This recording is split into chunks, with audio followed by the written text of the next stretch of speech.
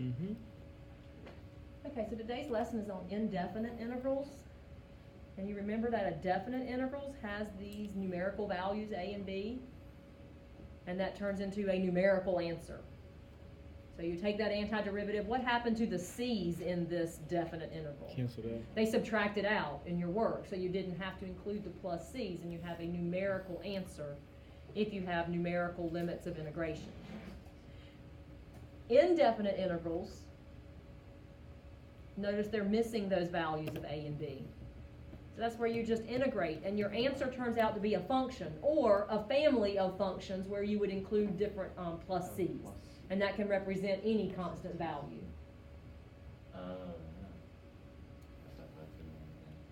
So this really is review for us. Oh, so that's a plus C under the functions? Yes, that's plus c. Oh, I thought it said TC. So these answers include a plus c.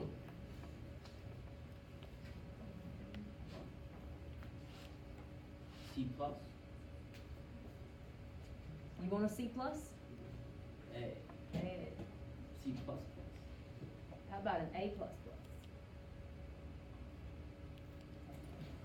So we want to take the antiderivative of this, find our definite integral. What's it going to end with? C. Plus C. So how do you integrate 10x to the fourth? Add 1 to the exponent and So 2x divide to the fifth. by that new value of 5. 2x to the fifth. So that becomes 2x to the fifth, correct? Minus, this coefficient 2 stays the same. Now, do you really know those old derivative formulas? What was secant squared the derivative Tangent of? of x. Tangent. So what is the antiderivative of secant squared? Tangent. Great. So Yay. then tangent x, then plus c. Wait, is it gonna get harder than this? Yep. Well, between now and Well, the AP I mean, exam, yeah. yes. Today, Okay, so between now, example 1 and example 5 is gonna.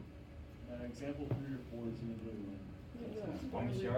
Yeah, it should be like, it's super easy for 4 of them, and then some one in the middle will be like crazy. You guys seem to get Shame this. on you all. So now we're gonna do quantum shame mechanics. on you all. Jump to example 2. Do I have a quotient rule for integration? No, I don't. Not yet. So I need to try to rewrite this. That's my favorite It's thing. cosine Not yet. over sine times cosine. Wait a minute. It's Times 1 over sine. cosine over sine times 1 over sine. I mean, have you seen this before? Yeah, like Or that. repeated. Is, So yes, what does that turn into, Bennett? Cosine over sine, you're right. Cotangent Cotangent times cosine. times cosecant. Negative cosine. Or not just regular. Negative cosecant. That is negative cosecant plus c. Remember, the derivative of cotangent was negative cosecant squared, Okay, and that's that's not what this is. Yeah. Okay? Easy enough for indefinite integrals? Yeah. All right, let's make a couple of them definite.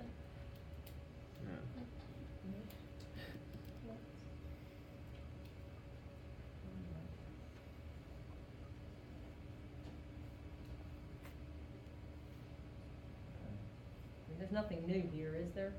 No. We've done all of this before when I introduced There's gonna be a twist. antiderivatives. Is this gonna have a plus c? Yeah. No. This is a It's definite integral, so it will not have the plus c in it. So when we integrate, we get 1/4 Minus 3 minus 3x squared, evaluated at 3 and at 0. So, can you do this without a calculator? No. You need to be able to. Times 81. And that'd be 81/4 Yeah. minus 27. 27 Boom. Okay. minus, what happens when you input 0? We get 0. You just get 0. So what is 81/4 subtract 27? Good question. You did not do that without a calculator. It was all up here. Right, Everything divided into right.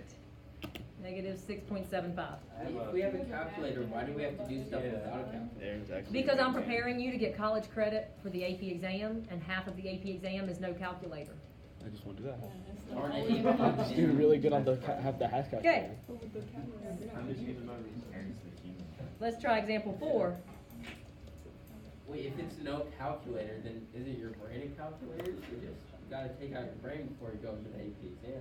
Sure, Jordan, This let's is try on that. I recording. think it's called a, Yeah. Yeah. But you know you can cheat by like storing the answers in your brain. Pulling out when the test comes And out. how, and we call that studying, don't we? That's cheating. No, you put the paper in there. You store the answer in your brain Integrity. and then bring it back out when it's time to take the test. I'm gonna put an integrity folder in You front of just my like write brain. answers down. Y'all take the antiderivative of this, what do you get? You get 1/2 Squared x minus squared. 12 minus plus 12 cosine x minus 12 sine. And then we're gonna evaluate this at 12 and at 0. Do I expect you to do this without a calculator? Yeah. Do you know cosine of 12 without a calculator? Aaron. Aaron, tell us. So, I have it written down.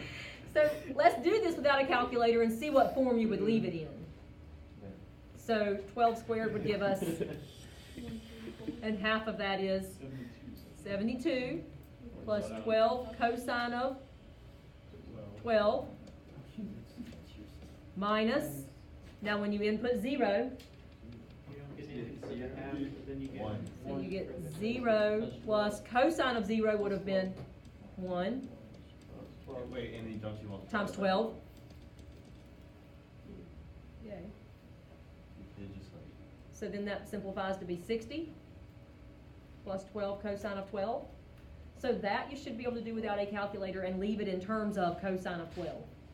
So this could definitely be a multiple choice AP question on the non-calculator portion. Okay, are you good for the last example? Sure. All right. You did all that without a calculator.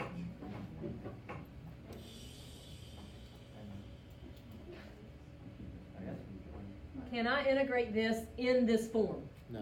No. Go ahead and divide that. Divide everything by t squared. We're going to divide everything by t squared. And what should I do with this before I try to divide it by t squared? Change it. Am I going to go ahead and change it? Couldn't you cancel that? Okay, well, you can see that they would cancel, but either way, do I want to leave a radical here?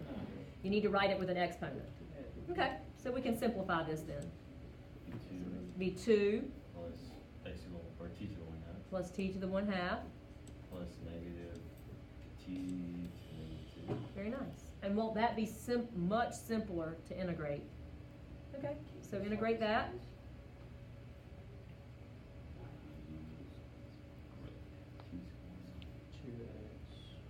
2/3 t to the 3/2. Yep. Add 1. T to the new exponent would be -1. 2. So you get And then when I divide it by -1, won't that change this to a plus? And now evaluate that at 9 and at 1. You touch them calculators.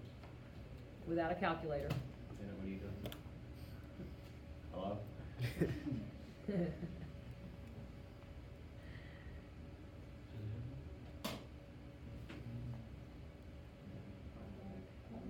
Yeah, you 9 to the 3/2.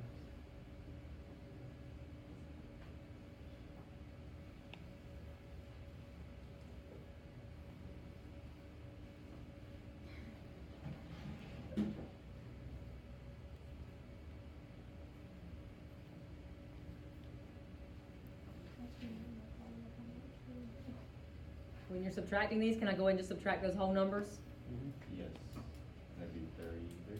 That'd be 33. What should you do with this 2/3? Change it into a 9. Change it into how many ninths? Enough.